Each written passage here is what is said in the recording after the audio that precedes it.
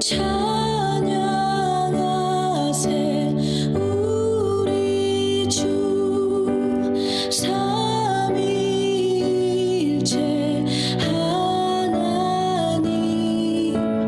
지극히 높으신 주 영원토록 찬양합니다. 찬양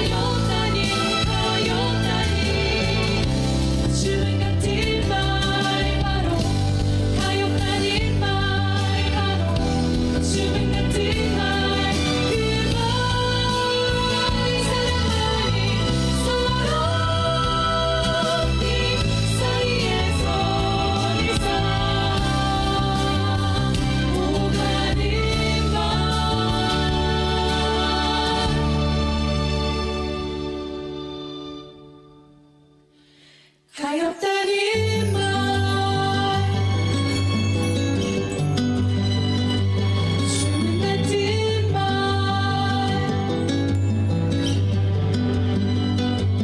가엾다니 말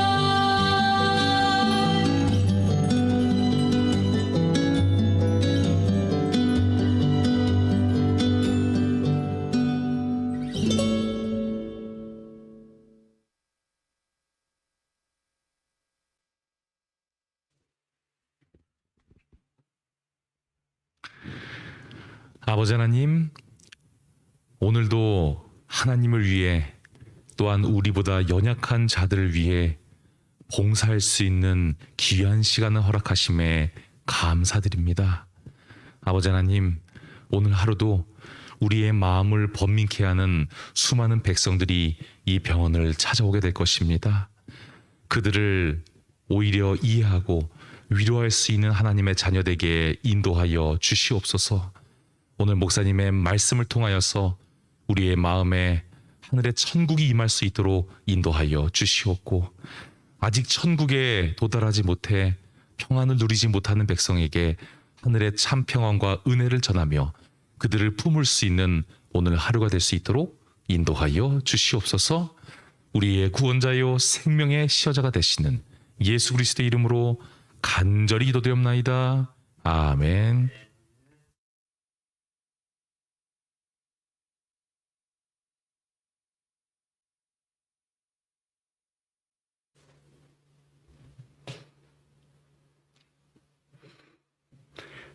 주 안에서 평안하십니까? 행복한 채플 시간입니다. 아마 많은 직원분들이 휴가를 보내지 않나 이런 생각을 하게 됩니다. 제가 보통 영양부의 식단 칭찬을 거의 안 하는데 지난주에는 떡볶이를 아주 맛있게 먹었습니다. 보통 떡볶이를 잘 집지 않죠. 밥이나 떡이나 같은 거라. 그런데 지난주에는 떡볶이에 뭐가 다른 게 들어갔어요. 그게 만두 같은데 다음에도 계속 넣어주시면 감사하겠습니다. 오늘 말씀의 제목은 최신상 여자라는 제목으로 창세기 말씀을 좀 재미나게 이해해 보려고 합니다. 창세기 2장 22절 말씀입니다. 여호와 하나님이 아담에게서 취하신 그 갈빗대로 여자를 만드시고 그를 아담에게로 이끌어 오시니라고 말합니다. 하나님이 아담은 흙으로 만드시고 하와는 아담의 갈빗대로 만드셨습니다. 그리고 하나님께서 이렇게 엿새 동안 거의 매일매일 만드시고 거의 매날마다 하시는 말씀이 좋았더라라는 말씀입니다. 그리고 맨 끝에 특별히 여자까지 다 만드신 다음에 맨 끝에 하신 말씀이 이 말씀입니다. 그냥 좋았더라가 아니고 심히 좋았더라라고 말씀을 합니다. 그냥 평일에는 좋았는데 여자까지 만든 마지막 날에서야 심히 좋았다라고 표현합니다. 여자가 다 만들어진 다음에야 창조가 끝나는 거죠. 여자 없이 끝난 게 아닙니다. 그래서 이렇게 말해도 될 겁니다. 여자는 끝내주는 존재인 겁니다. 근데 정말 하나님도 놀랄 만큼 심히 기뻐할 만큼 하와는 정말 이뻤을까요? 정말 비교할 데 없이 이뻤을 겁니다. 온 세상에 여자가 딱 하나뿐인데 비교할 여자가 없으니 얼마나 이뻤을까요? 게다가 지구에서 가장 마지막으로 창조된 존재가 여자죠. 식물, 동물, 그리고 남자. 그 다음에 여자가 만들어졌어요. 그래서 지구의 최신상이 여자입니다. 가장 최신 하나님의 작품이 여자입니다. 모든 신상이 다 그렇듯이 디자인이 더 좋고 좀 더 정교하고 좀 더 진보되고 섬세하고 옵션도 많고 그래서 여자들이 생리적으로 좀 더 복잡합니다. 그래서 여자분들은 다루기가 편할까요? 다루기가 좀 복잡할까요? 그리고 이 최신상인 여자들의 재료가 뭐라 그러죠? 남자는 흙이고 여자들은 갈빗대라고 말합니다. 남녀 재질이 이렇게 좀 다른 것입니다. 그래서 지질이 나서 어디에 남녀가 갇혀도 누가 더 생존 확률이 높을까요? 남자보다 여자가 더 오래 버틴다고 말합니다. 신생아를 30분간 산부인과 테이블에 올려두면 누가 먼저 정신을 잃을까요? 뭐 케바케지만 대부분 남자보다 여자가 더 오래 버틴다고 그렇게 말합니다. 뭐 재질 자체가 달라서 그럴까요? 아무튼 여자들이 좀 더 억센 것 같다는 생각을 하게 됩니다. 그래서 이런 말이 있어요. 여자는 무슨 값을 한다? 골값을 한다라는 말이 있어요. 그 골은 뼈골자를 쓰는 거죠. 좀 센 발음으로 하면 골값, 꼴값이라고 그렇게 말해도 하죠. 어느 집 가운에 이런 가운이 있었다 그러죠. 꼴값을 하라.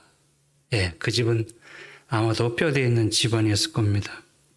그래서 여자는 단단한 뼈로 만들었고 남자는 부서지기 쥐은 푸석푸석한 흙으로 만들어졌습니다. 그래서 이 뼈로 남자를 박박 긁으면 남자는 흙처럼 이렇게 바스러집니다. 그렇게 여자들이 남자를 박박 긁는 행위가 있어요. 이걸 전문 인문학적 용어로 뭐라 그러냐면 바가지라고 그렇게 말합니다. 이거는 여자들에게만 탑재된 아주 전문 옵션처럼 그렇게 보입니다. 솔로몬도 여자 바가지가 얼마나 무서운지 잘 알고 있어서 아마 이런 말을 한 것 같습니다. 다투는 아내는 이어서 떨어지는 물방울 같대. 다투는 여인과 함께 큰 집에 사는 것보다 움막에서 혼자 사는 게 낫다 그러고, 다투고 거기다가 성까지 내는 여자랑 같이 살 바에는 차라리 광야에 나가는 게 좋다라고 말합니다. 남자들은 여자들 잔소리 빼고는 모든 걸 다 참는다고 말합니다. 군대도 참고 회사도 참고 다 참는데 딱 한 가지 참지 못하는 게 바로 이거죠. 차라리 집을 떠나서 혼자 사는 게 나을 정도라고 말합니다. 그만큼 여자분들은 위력이 대단한 겁니다. 또 그러면 여자분들은 그렇죠. 우리가 잔소리 안 하면 집안 꼴이 말이 되냐고. 맞습니다. 틀린 말이 아니죠. 바가지가 있어야 집안이 돌아가는 거 인정합니다. 열흘 전에 남자 핸드폰 배경화면 1등이 누구였는지 알아요? 와이프 사진이 1등이었던 적이 잠시 있었습니다. 남자들이 심각한 일이 있을 때마다 그 사진을 본다는 겁니다. 그 사진을 보는 순간 모든 문제가 일순간에 다 사라졌다 그럽니다. 아니 어떻게 그러냐고 물어봤더니 아주 간단하다고. 핸드폰을 착 펼쳐서 보면서 이 여자가 내 마누라다. 세상에 이거보다 더 심각한 일이 어디 있단 말인가. 그러면서 정신이 번쩍 나면서 내 앞에 모든 문제가 다 일거에 씌워지고 힘이 났다고 그렇게 그런 우스개 이야기가 있었습니다. 남자는 아무리 정신을 차려도 여자에게 잡히게 되어 있습니다. 그래서 남자는 여자한테 잔머리 쓰면 안 됩니다. 그쵸? 부부만 아니면 제가 훨씬 오빠인데 매일 애 취급하고 댐비고 그러잖아요? 안 그렇습니까? 세상을 움직이는 건 남자 같지만 그 남자를 움직이는 건 누구라고요? 사극을 보면 그 왕 뒤에서 그 왕을 사주하는 게 누군지 아세요? 여러분 드라마 펜트하우스 보면 결국 남자가 이길까요? 여자가 이길까요? 삼손이 아무리 힘을 써도 결국 누구가 삼손을 잡아요? 그 여친 들릴라가 삼손을 잡습니다. 결국 남자는 여자를 이기지 못합니다. 여자들 재료 자체가 아주 최신 소재인 뼈입니다. 거기다가 하나님께서 성능과 옵션을 너무 좋게 해줬어요. 세련됐죠. 정교하죠. 남자에게 없는 옵션들을 다 달고 나왔어요. 애교가 있죠. 아양이 있죠. 부드럽죠. 감성 넘치죠. 이쁘죠. 거기다가 눈물까지 흘리면 어지간하면 여자를 이기지 못하게 하나님이 만들었어요. 아주 끝내주는 하나님의 작품이 여자분들이에요. 게다가 여자분들이 얼마나 무섭냐면 전쟁보다 훨씬 더 무서운 게 여자분들이에요. 솔로몬 보면 압니다. 그 다윗이 사울 왕에게 목마른 사슴마냥 10년 동안 쫓겨다녀도 이 다윗 왕이 죄 하나 짓지 않아요. 그러다가 겨우겨우 왕이 됐는데 누구 때문에 그 왕이 됐다가 추락한지 아시죠? 평생 그렇게 전쟁 많이 해도 죄 안 짓던 사람이 누구 때문에 죄를 탁 짓나요? 누구죠? 여자 때문에 죄를 짓습니다. 그것도 유부녀 밧세바 사건입니다. 세상에 다윗 같은 남자가 없어요. 성경에 이스라엘에 노래 잘하는 자라고 이렇게 성경에 썼습니다. 다윗은 시도 잘 씁니다. 여러분 시 잘 쓰면 싸움 못할 것 같죠? 근데 다윗은 싸움도 잘해요. 여러분 싸움 잘하면 얼굴 우락부락할 것 같죠? 다윗은 얼굴도 얼마나 이쁘게 잘생겼는지 몰라요. 거기다가 악기까지 얼마나 잘하는지. 거기다가 뭐까지 있어요? 명예까지 있어요. 그러니까 거의 구약의 방탄소년입니다. 이러니 다윗의 주변에 여자들이 난리를 떨어서 다윗이 못 살 정도입니다. 정부의 여자들이 다윗을 다 좋아하는 겁니다. 이렇게 여자가 많아서 주체를 못하는 다윗에게 어느 날 유부녀가 다윗을 유혹했다면 이 유부녀는 보통 유부녀겠어요? 대단한 끼를 가진 여자라고 생각할 수 있는 겁니다. 이렇게 끼가 많은 유부녀와 이렇게 끼가 많은 남자가 딱 해서 낳은 애가 누구예요? 그 더블 끼가 솔로몬이 솔로몬. 이 아이는 엄청나요. 아버지는 국내로 노는데 이 아이는 국제적으로 놀아요. 시바의 여왕도 오고 성경 구절 보죠. 안 적었나요? 예, 솔로몬 왕이 바로의 딸 외에 이방의 많은 어마어마한 외국의 여자들이 그렇게 솔로몬을 좋아하는 겁니다. 나중에 솔로몬이 여자들한테 너무 상처를 많이 받고 그래서 잠언서를 보면 여자 좋다는 말을 하나도 쓰지 않아요. 남자는 1000명 중에 하나 찾았는데 여자는 못 찾았다고 적을 만큼 그리고 여자 조심하란 말만 잠언서에 많이 적어 놓습니다. 그런데 아버지 다윗은 평생 전쟁하고 그렇게 해서 수명이 단축돼서 70에 죽습니다. 근데 아들 솔로몬은 평강의 왕이에요. 샬롬몬입니다. 평강의 왕이에요. 전쟁 한 번 하지 않은 왕이에요. 근데 이 아들 솔로몬이 몇 살에 죽는지 아세요? 60에 죽어요. 아버지보다 10년 일찍 잠듭니다. 무식하고 단순한 비교지만 그러면 전쟁과 여자 중에 누가 더 무서운 거죠? 해학적이고 풍류적인 비교지만 여자는 남자 수명도 좌지우지하는 존재라는 겁니다. 그렇죠? 창세기 3장 1절을 좀 보겠습니다. 좀 재미나게 보죠. 예, 뱀하고 여자를 제가 좀 색칠을 해놨습니다. 예, 가장 강교하다는 뱀이 나옵니다. 그럼 뱀과 대화하는 존재가 여자입니다.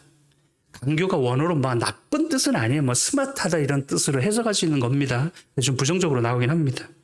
이제 여러분 가장 강교한 게 성경에 있으면 그럼 두 번째 강교한 것도 있지 않을까요? 왜 이렇게 썼을까요?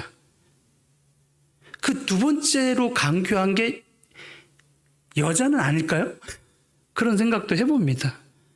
그래서 그런 것이 여자가 그 가장 강교한 뱀과 주거니 받거니 말을 그렇게 많이 해요. 긴 구절 동안 서로 죽이 잘 맞아요. 대화를 길게 잘합니다. 그리고 얼마나 뱀과 친했으면요. 창세기 3장 15절 맨 끝에 하나님이 뱀과 여자를 뭐 되게 해요? 원수 되게 이렇게 했어요. 문자적으로 그렇다는 겁니다. 예, 제 혼자 생각이지만 강교한 뱀과 대화할 정도라면 여자는 강교함이 넘치는 존재일까요? 종종 그런 생각을 해봐요. 여자는 이뻐서 좋지만 속임수가 가득 찬 존재가 여자가 아닐까 혼자 생각하는 거예요. 여자분들은 표정 자체가 속임수죠. 옷 입은 것도 거의 속임수죠. 지금 여러분들 아침에 출근할 때 입술 바르고 눈 바르고 얼굴 바르고 빨갛고 파랗고 그거 내 거예요? 남의 색이에요. 왜 이렇게 뭘 바르고 이렇게 오시는 거죠? 집에 있을 때는 안 하다가 왜 바르고 병원 올 때만 그렇게 하는 겁니까? 누구에게 이쁘게 보이려고 그러는 거죠? 최대한 이쁘게 보여서 나를 주목하게 하려는 거죠. 최대한 나에게 관심 가지게 하려고. 이런 마음이 누구를 닮은 거죠? 하나님을 닮은 마음 같아요? 아니면 뱀을 닮은 마음 같아요? 그래서 재미나게 이런 생각을 해보는 겁니다.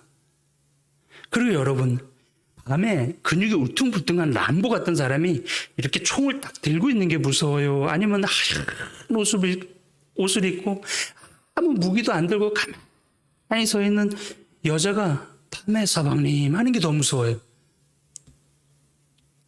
믿거나 말거나 여자들에게는 뭔가가 더 있어요. 뭔가가 더 있단 말이죠.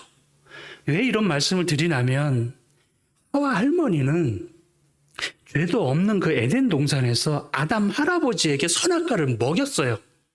어떻게든 먹였어요. 자기만 먹으면 되는데 남도 먹였다는 말입니다. 분명 아담이 정색하고 거부했을 텐데 남편을 어떻게든 먹게 했습니다. 여자에게 이런 능력이 있다는 거예요. 그게 속임수든 뭐든 말재주든 뭔가가 있는 거예요. 이건 타고난 겁니다. 그래서 저는 혼자 이런 생각을 해봅니다. 야, 여자들은 남자를 속일 생각을 안 해도 되겠구나. 그냥 타고난 대로, 타고난 성격대로 하면 되는구나라는 생각을 해보는 거예요. 여자분들 비하가 아니라 여자분들의 능력을 재미있게 알레고리컬하게 제가 설명을 해드리는 겁니다. 아무리 연약한 여자도 남편을 이끌게 되어 있단 말입니다. 아무리 약해 보이는 여자도 결국은 남자를 다 이긴다는 말입니다. 아무리 연약해 보이는 여자도 남자를 전도하게 되어 있다는 겁니다. 자녀를 이끌게 되어 있다는 겁니다. 아무리 시어머니 무섭다고 벌벌 이렇게 엄살을 떠는 여자들일지라도 결국은 시어머니 머리 꼭대기에 올라서는 분들이 여자분들이라는 거예요. 그 위대한 솔로몬 왕도 삼손도 다윗 왕도 그 뒤에서 쥐락펴락한 사람들이 다 그분들이에요.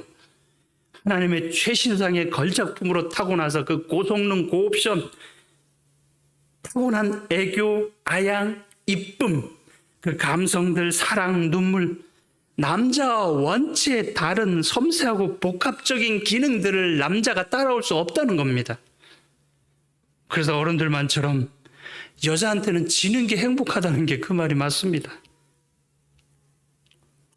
이제 마지막으로 여성분들에게 매우 의미심장한 구절들을 좀 소개해 올리려고 합니다. 사람들이 잘 주목하지 않아서 그렇지 성경에 아주 반복적으로 등장하는 구절입니다.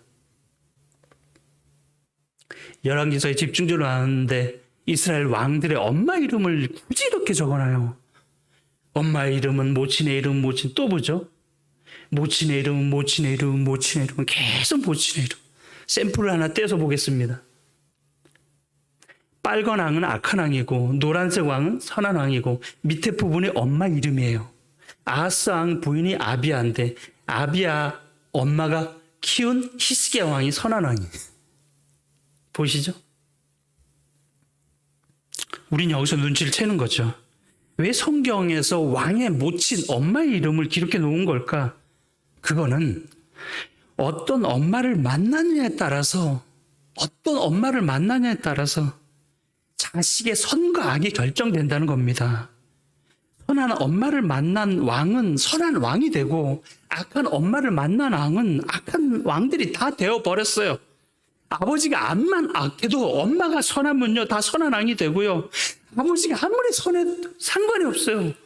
엄마가 이상한 신앙 없는 여자가 들어오면 애가 100% 다 큰 왕이 되어버리고 자녀들이 잘못되고 못되는 걸 다 엄마 책임으로 떠넘길 수는 없어요. 하지만 성경이 이렇게 또박또박 마치 우리가 놓칠까봐 반복해서 모친의 이름을 이렇게 세세하게 기록한 하나님의 뜻이 있다는 거예요.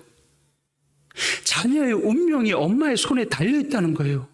남자의 운명이 여자에게 달려있다는 거예요. 한나라의 흥망성쇠가 여자에게 달려있다는 거예요.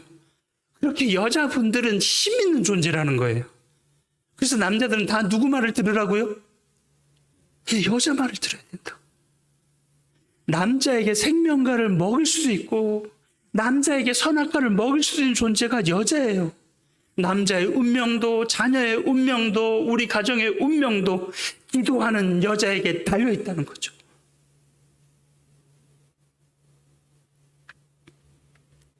지금 대한민국 엄마들이 자식을 위해서 모든 투자를 하면서 희생적으로 지금 살고 있잖아요. 유치원에서부터 과외시키고 외국 유학까지 보내면서 참 헌신적으로 부모 세계를 다, 그 온 생애를 다 소진하면서 바쳐요. 근데 그렇게 해봐야 고작 내 새끼 몇십 년 편하게 하려고 그렇게 하는 거라고요. 몇십 년. 근데 만일 내 자식이 죽지 않는 길이 있다는 걸 엄마들이 안다면 진짜 사자 엄마들이 달려들지 않을까요? 내 새끼 몇십 년 고생 안 시키려고도 그 난리인데 만일 내 가족과 이별 없이 영생하는 길이 있다면 그걸 여자들이 안다면 이런 말씀을 전하는 자리가 미어 터지지 않을까요? 그 교육열 좋고 똑똑하고 영리하고 계산 빠르고 머리 좋은 여자들이 가만히 있을까요? 국영수 고액과에나 주식이나 부동산이나 은행에 그 투자하는 거가 비교가 되겠냐고요? 미친 듯이 이런 데 달려들지 않겠어요? 그게 살짝 가려져서 엄마들이 못 봐서 그러는 거예요. 그걸 본 한 엄마를 소개하고 마치려고 합니다. 열애 전에 지금 사진에 나오는 이어령 씨가 침례를 받고 기독교인이 된 거는 아주 전국적인 큰 뉴스였죠. 우리나라 초대 문화부 장관이셨어요. 한국의 석학이죠. 아주 지성의 대표고 2대 명예 석좌 교수죠. 80년대 대학 다닐 때 이분 책을 다 사서 봤어요. 글이 너무 좋아요. 문학 평론가기도 하시고 그런 분이 얼마나 인기가 좋은 분인지 몰래. 이분은 보통 종교를 문화 현상으로 풀어서 이렇게 설명하는 분이에요. 절대 이분은 신앙할 분이 아니거든요. 그런데 이분이 하나님을 믿기로 결심하고 침례를 받았어요. 정말 저는 개인적으로 여러 전에 놀랐습니다. 그리고 이 교수님이 시를 쓰는 분이 아닌데 다른 책은 문장 썼어요. 시를 썼어요. 첫 시집이 어느 무신론자의 기도입니다. 그런데 그 무신론자인 아버지를 신앙인으로 만든 건 미나라는 딸이었어요. 그 딸이 한국에서요. 이대 영문과를 나와서 결혼해서 미국으로 갔죠. 남편이 누군지 우린 다 알아요. 정신이었죠. 미국 유학을 떠났어요. 미국에서 주검사하고 부장검사를 지내고 뭐 청소년 범죄 예방에 그렇게 헌신한 딸이었어요. 그런 그 딸에게 아주 혹독한 시련이 찾아와요. 이혼을 하게 돼요. 이혼하고 거의 눈이 실명이 돼요. 그리고 큰아들이 죽어요. 조금 있다가 막내가 자폐아로 판정을 받아요. 거기다가 자기 몸에서 암이 발견돼요. 그 딸이 잠시 몸이 좋아졌을 때 이런 말을 했죠. 지난 10년간 내가 얼마나 힘들었는지 모른다고. 울지 않고 잠들지 않은 적이 없었다고. 그렇게 힘든 딸이 이 아빠에게 뭘 한지 알아요? 그 10수년 동안? 그렇게 모진 시련을 겪고 있는 딸을 바라보는 아버지에게 그 딸이요. 그 형언할 수 없는 아픔 속에서도 그 사랑하는 딸이 14년 동안 한치 흔들림도 없이 아버지에게 복음을 전했어요. 그 아버지가 그 무신론자의 기도에 그 책에 이런 글을 써놨어요. 넘기면 그 첫 장에 나옵니다. 미나에게서 전화가 왔다. 긴 전화했다. 하나님 이야기를 한다. 그 애가 행복해하는 모습을 보면서 그동안 믿지 않았던 신의 은총을 생각한다. 무슨 힘이 미나를 저토록 다른 사람으로 만들었을까? 이 똑똑한 아버지가 많은 생각을 하는 거야. 아버지는 딸을 보면서 변화되었어요. 전혀 신앙과 담쌓은 아빠의 마음이 열렸고 당시 대한민국 종교계의 큰 화제가 되었어요. 딸은 2012년에 53세의 나이로 부활을 기다리며 잠들었어요. 그 딸은 위대했고 엄마는 위대했고 여자는 위대했어요.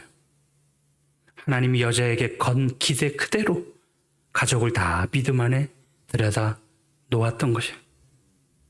내 자녀의 운명이, 내 남편의 운명이, 그리고 우리 집안의 운명이 남자와 더불어 특별히 여자들에게 달려있음을 기억하시면서 특별히 여자분들 힘내는 여름을 보내시길 바라며 말씀을 드립니다.